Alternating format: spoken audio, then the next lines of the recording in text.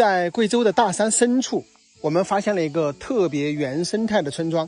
这个村庄啊，大多数人呢都已经没有人居住在这里了。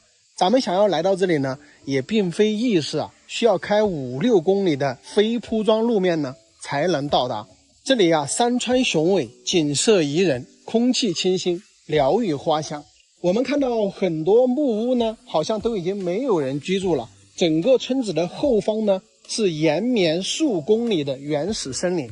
我的猜测呀，这个地方应该是属于保护区，住在这里的村民呢，属于集体搬迁的一个范畴啊。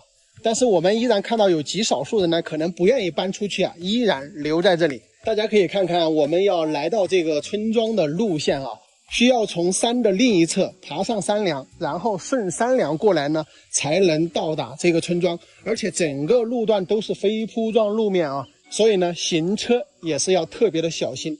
我们可以看到这几户人家居住的对面那儿呢，还有几栋房屋啊。这几栋房屋的居住位置啊，是在2座崖壁之间的过渡地带。这个地理位置呢，也非常的特别。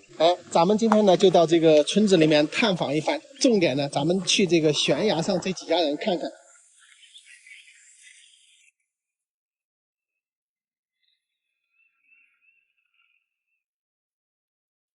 朋友们，大家好！现在呢，我已经把车开到这个村庄的上边了。大家看看我们说的那个悬崖上的几户人家就在那里。然后这个下方呢，还有一连串的这个废弃养殖场啊。我估计以前这里呢是养牛或者说养羊的，现在呢整个是废弃了。咱们现在是要把车开到下边去，然后在那边看一看，然后再倒个拐过来呢，才能到这里啊。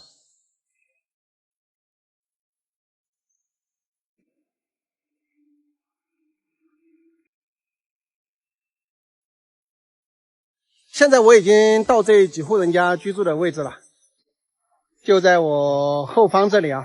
这里走路过去呢，就是几分钟。然后我以为这里挺近，实际上我从那边倒拐那几户人家开过来呢，这里也还有1公里多的路程。这里呢，还真是一个与世隔绝般的存在啊。他们自己的3轮车还有摩托车呢，也能开到这个地方来。这个地方啊，可能是因为这个地质灾害的原因，所以人要全部搬走啊。这里有一个风险斜坡的地质灾害提示，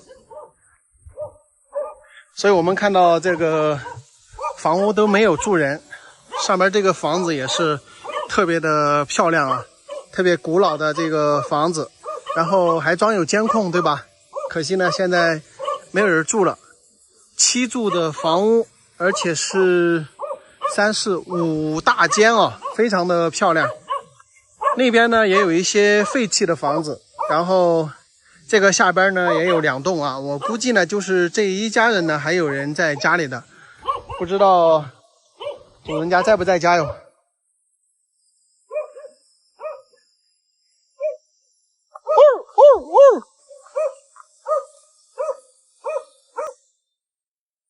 在这里参观了解了一下，他们这里呢原先是6户人家，现在呢只有1家人留在这里搞养殖、养牛、养羊。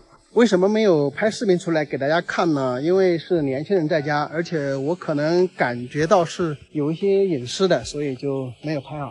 这里呢现在是一个地质灾害预警的情况，也就是这几户人家的后山悬崖呢可能不稳，所以这里的人是全部搬走，然后不留在这里居住。他们呢也只是在这里养一下羊而已，可惜了这么好的地方，对吧？那咱们现在呢继续往这个山沟里边去，里边还有一片更加漂亮的地方，走。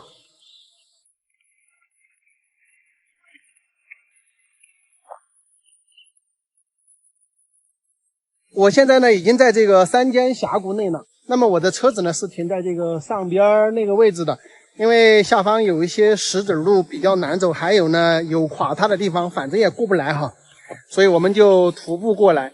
那现在呢从这里一直过去啊，大概还要走半个小时的一个路程。那么这边呢东一家西一户的还有一些房屋啊，远处的房屋呢已经展现在咱们眼前。不得不说，这个地方呢真是隐在山中的一片秘境之地啊。这里的海拔呢也不低啊，1100多。这里有一栋房屋啊，这栋房屋呢看样子已经废弃了好多年了，整个周围都是杂草丛生啊。这边还有这么大一个变压器，可见以前居住在这里边的人是不少的。这些地方呢，现在大面积的都是荒废的。从咱们这个镜头中呢，可以看到，这些土地以前都是非常的肥沃，对吧？现在都丢荒了，里边的人呢，也都差不多搬出去了啊。极个别的人还留守在这个大山里。我们从这个卫星的地图来看呢，可能只有这里这一户人家有人居住。里边的山里呢，有房子呢，好像都是杂草丛生了，应该是没有人住了。大家看这个地方是没有任何人来这里的啊，你看这个路面全部是蓝屎的。那么这里面这一家人呢，我估计是这一家，然后前面那儿呢还有2栋的破房屋。其实我想到那儿去玩一下，因为我从卫星地图来看的那个地方应该是挺舒服的，正好在一个水沟的边上，但是这里好像是过不去呢。过不去啊，它全部拦住的。我们到这个口子这家人去那儿玩一下。那有个老人家刚才给我打招呼的，就是这里，咱看到有个老人家住这里，刚才他还给我打招呼的。这个地方呢有一个名字啊，叫做干沟河，果然是干沟，这水都没有。我觉得就是名字起坏了哈，这沟里面没水。但是它这里不缺水的哈，山谷上有水下来的，吃的，然后养殖用的水是不缺的。你吃饭没得吗，老娘？吃了。坐。你刚才跟我说啷个？我把这个房门看下去是吗？放啷个？也是手机哦。啊，这是手机了。我看有啥有风，天上飞的有啥那个？哦，天上飞的我也有，但是没带。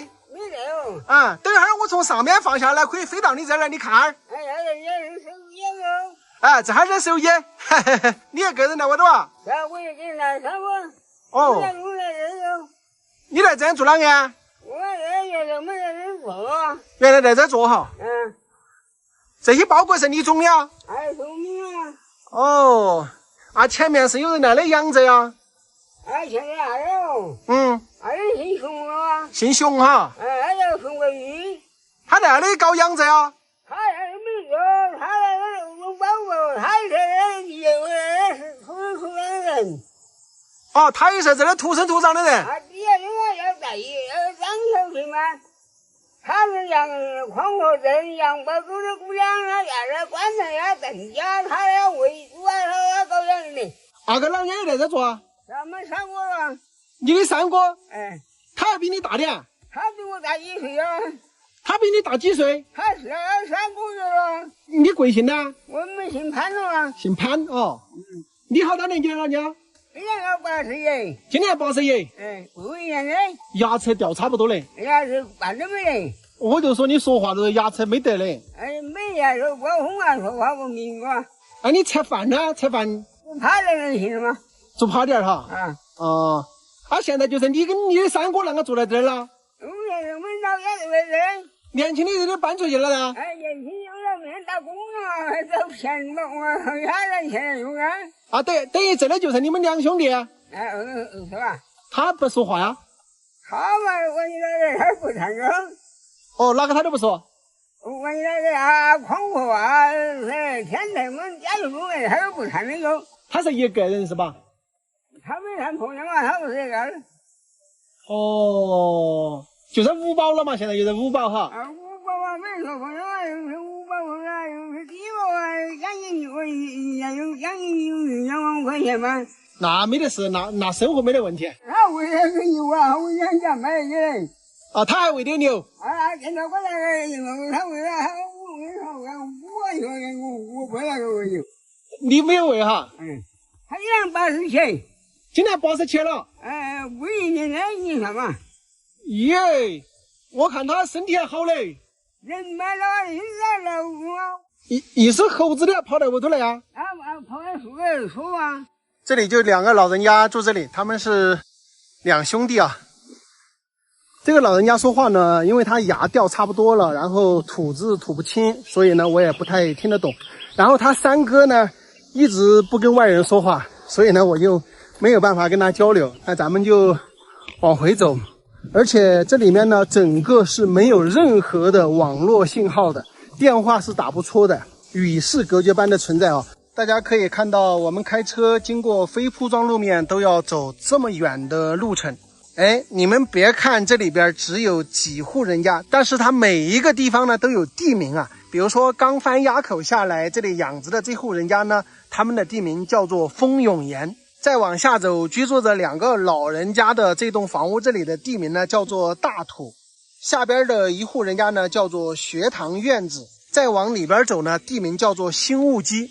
再往山谷里边走呢，像是一个无尽的峡谷啊。整个这个地带呢非常的漂亮。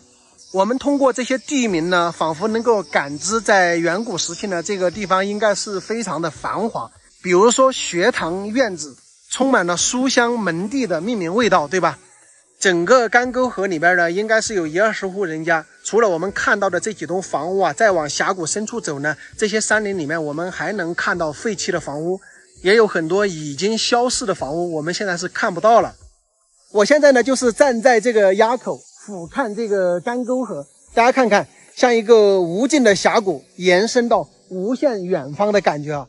虽然说这个地方没有通铺装路面啊，但是呢这个毛公路呢是可以通到这里的。确实啊，生态环境这么漂亮的地方呢，咱们更应该把它好好的保护起来，给这些野生动物留足它们生存的空间。人类的不断繁衍不断的开发呢，给这些野生动物啊确实是造成了一些伤害的。应该大家团结一心，把这一片山林呢好好保护起来。如果大家有机会来这里玩呢，也可以到这里耍一耍。不过呢，保护大自然呀，人人有责，不应该在山里呢胡作非为啊。今天的视频呢就跟朋友们讲到这里，咱们下期再见，拜拜。在贵州遵义的大山深处，我们发现了一个特别原生态的村庄。这里高山峡谷、河流湖泊、奇峰异景，那是数不胜数。在这梦幻的秋日啊，村中一棵千年古银杏树发着金色的光芒啊，更是格外耀眼。这棵银杏古树不但长得好看，它身上呢还长着一种特别珍贵的东西。据说银杏树上长出这种东西的概率是10万分之1。那么它到底长的什么东西呢？今天咱们就去一探究竟。朋友们大家好，现在我在遵义汇川区建设村的三岔河。我们说的千年古银杏树啊就在这里。但是我们去看古树之前啊，我想跟大家好好的介绍这个村庄。这个村庄真的是非常的漂亮啊，我个人非常的喜欢。2年前我拍了好多的视频呢，都是在这里拍摄的，我感觉应该不下20个视频吧。大家想看的那种高山峡谷、河流湖泊、奇峰异景，以及我们很多在山上的独居人家呢，在这里都能看到。这个地方呢，地处遵义仙人山和大娄山脉的过渡阶段，在这个建设村三岔河的山顶这些地方啊，有非常大面积的森林。所以说呢，我觉得这个地方呢，可以满足大多数人对于这种生态旅游的向往。但是比较遗憾的是，这个地方呢属于原生态的村庄啊，没有进行过任何的开发。我们可以看一下这里的地形，山很高，峡谷也很窄。而在这些山川、河流、峡谷之间呢，有很多咱们看不到的风景，包括我来这里已经10次以上了，但是依然有很多的景我是看不到的。你们知道吗？这些山峰，包括有一些石柱笋，它都有一些人文的故事在里面，包括地理学呀等等。除了这些之外，在这些山峦之间呢，还有一些溶洞啊，包括在一些半崖的岩洞有这种小瀑布出来啊等等。所以建设村呢，真的是一个值得我们来探秘的宝藏之地啊！大家可以从这个大的环境来看一下，它两边是2个峡槽过来，然后一个峡槽过去，在中间这个位置呢，就是2河交界的地方，前边呢也有一个2河交界的地方，这个地方叫三岔河，它有2个三岔河。上游的位置呢有一个2河交界，再往下走一点有一个2河交界。这里整个呢它是分为3、4条大峡谷的汇合，在这些峡谷上面的这些山涧啊，有很多隐藏在山中的这些独居人家，起码有个5、6户、7、8户吧。对于我个人的见解来说啊，这个地方真的是适合轻度的搞一搞这种乡村旅游开发。我个人的建议呢，这里特别适合搞户外徒步旅行。你们不要小看这个，现在做户外徒步旅行的这个群体非常之庞大，而这里呢，恰好有这个天然的优势。这个地方几条大峡谷串联，我们在峡谷里可以作为营地的基地。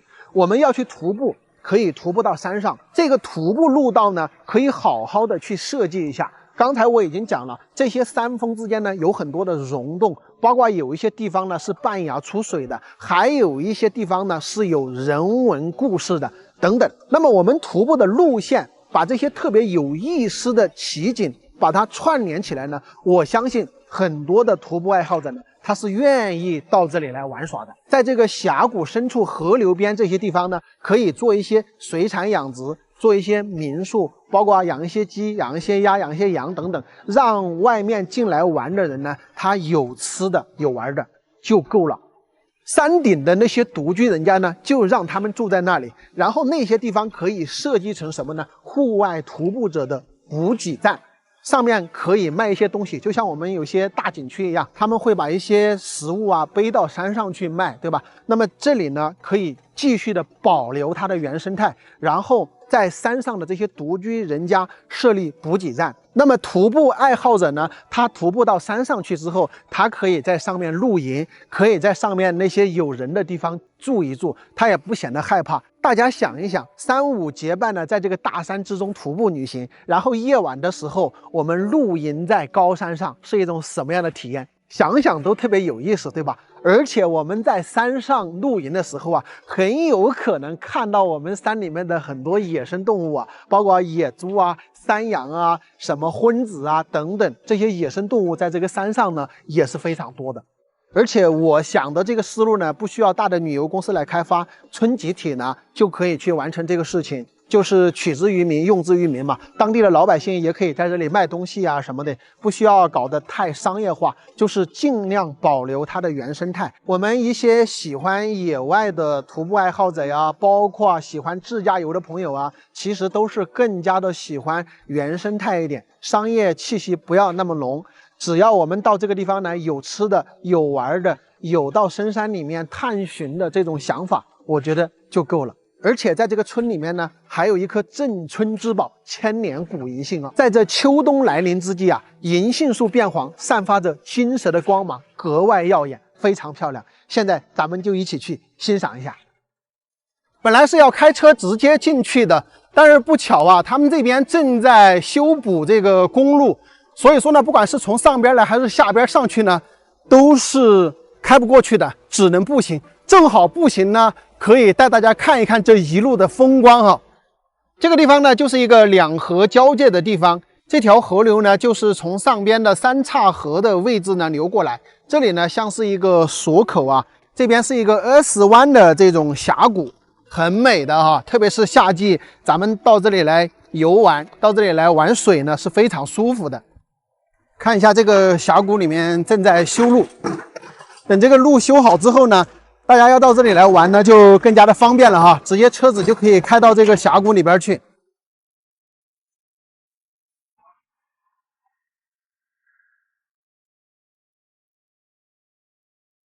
这个地方大家看一下，就像是一道石门啊，公路呢从这个中间开了一道口子，然后把这个三岔河这个小组呢，好像是锁在这里边的这种感觉啊。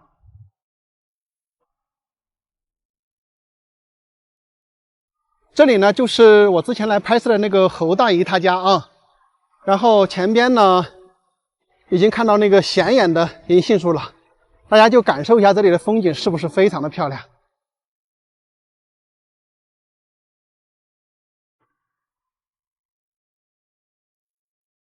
那么刚才我们已经说了啊，这棵树除了长得好看，它身上呢还有一种特别珍贵的东西，那究竟是什么呢？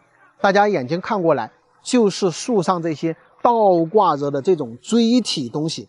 整个树上全部都是，特别是下边这个枝丫这里啊，一排非常的漂亮，包括整个树的上边树梢的地方呢，也都有稀稀疏疏的这种倒挂的锥体。这个东西叫什么呢？它叫银杏天笋啊，非常好听的一个名字。也就是说，在银杏树上长出这种银杏天笋的概率啊，是10万分之一。我相信大家见过很多的银杏树，你们有看到过这种锥体吗？是不是很少看得到？那么说到这里，小伙伴们又更加的好奇，这个天笋它是如何形成的呢？这棵树啊，它已经在这个地球上存活了上千年之久。也就是说，这个地方有这棵树的时候呢，完全是没有任何的人居住。那个时候呢，可能一些地壳的运动啊等等，诸如山体滑坡呀、泥石流啊等等这些大自然的灾害呢，对这棵千年古树呢进行了不断的摧残。